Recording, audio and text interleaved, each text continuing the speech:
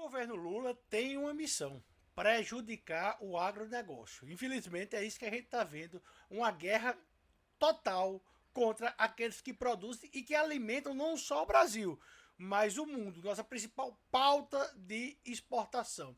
Essa questão do arroz, de trazer o arroz, não querer aumentar o preço do arroz, deixar o arroz tabelado a R$ 4, acaba prejudicando e muito os produtores de arroz do estado do Rio Grande do Sul, que mais do que nunca precisam de dinheiro e até que o preço aumente para que possa voltar a produzir e possa inclusive pagar o prejuízo. Infelizmente, esse é um governo tacanho que não pensa e quer prejudicar de todas as formas aquelas pessoas que produzem no Brasil. O ex-presidente Trump, lá dos Estados Unidos, foi condenado por 34 crimes. Crimes contábeis, porque teoricamente ele tinha pago pelo silêncio de uma garota de programa para não estourar o escândalo em 2016, na época da sua eleição.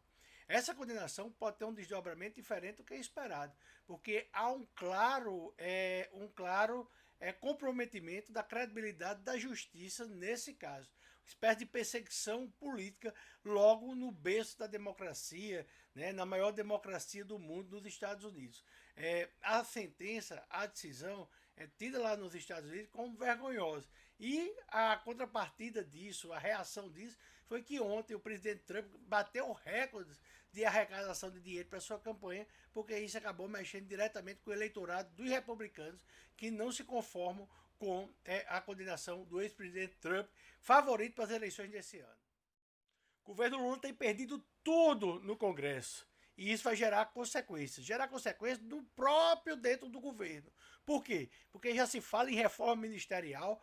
Tem muito líder de partido lá no ministério, mas que não estão dando os votos necessários para que o governo possa vencer lá no Congresso Nacional. Isso tudo, pessoal, essa mudança vai sair caro para você, para a gente, para o nosso bolso. Porque isso quer dizer o seguinte, que o governo não está agradando aqueles que votam, não está agradando a bancada, não está agradando o central.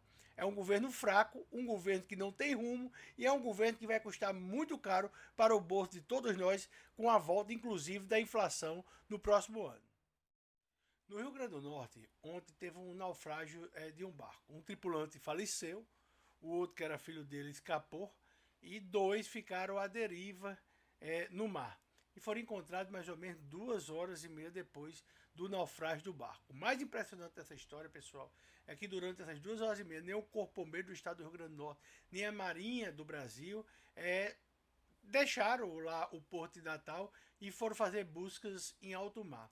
Uma verdadeira vergonha. Quem resgatou esses dois náufragos foram outros barcos que saíram do porto em socorro para buscar essas vítimas. E graças a Deus acharam. É uma vergonha para a Marinha do Brasil e para o Corpo Bombeiro do Estado do Rio Grande do Norte essa falta aí de rapidez do socorro tão importante que é o imediatismo. E a briga entre a Luana Piovani e o Neymar tá grande. Já teve réplica, tréplica. Tudo começou porque Luana Piovani disse que Neymar era um péssimo pai. E Neymar chamou ela de cinquentona. Disse que ela estava mal amada, amarga e que até os filhos dela gostavam dele. Isso gerou uma disputa nas redes sociais.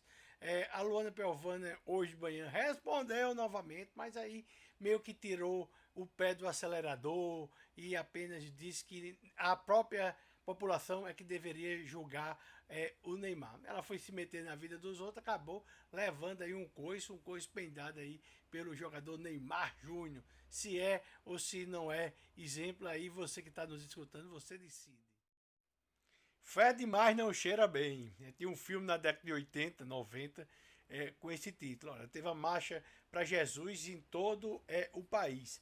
E o que a gente viu não foi uma questão muito de fé, mas sim política.